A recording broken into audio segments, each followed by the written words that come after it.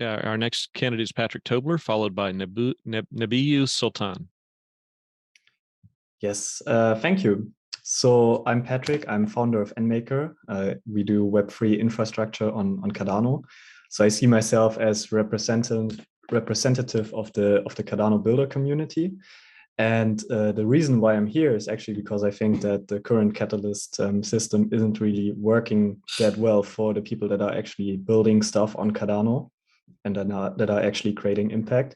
So my goal is really to make sure that Catalyst is able to provide impact and fund the right proposals.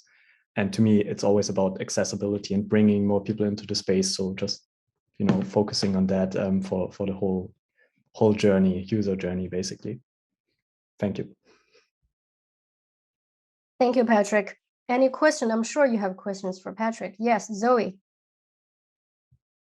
Builder.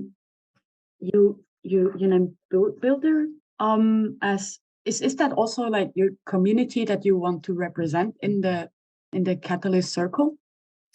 Yes, I see myself as a representative of the builder community, of the people that actually run businesses and projects on Cardano. Okay, nice. Thank you.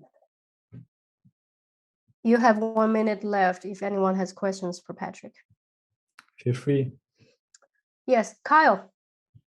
Hey, Patrick. Could you maybe describe, your idea of the user journey and what's not happening right with Catalyst, and maybe what you can bring to the table as a builder and a successful operator of a business on Cardano? Yeah, so basically, I think there are two main things which we need to improve. One of them is, as I mentioned, accessibility. At the moment, Catalyst is very inaccessible. You cannot do anything without downloading an app and so on. And also the information is very centralized. So we need to figure out a way to actually get the information about Catalyst and all the proposals to the community so that they really know, what it's all about. So I think because that is what I've been doing with NMaker in general, I think that's where I'm pretty good at.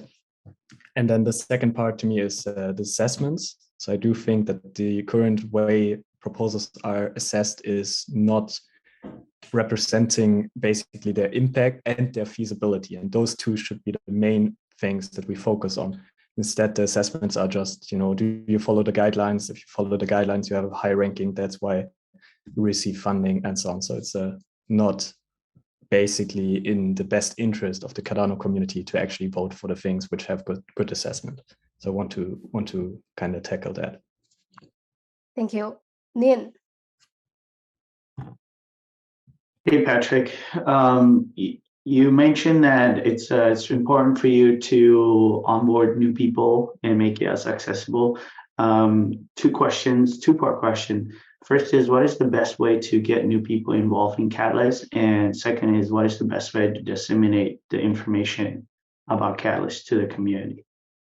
So I think the best way to get new people into Catalyst right now is actually simply by making the user experience from the application layer better. And I know that IOG is already working on that. So it's not something I would be focusing on.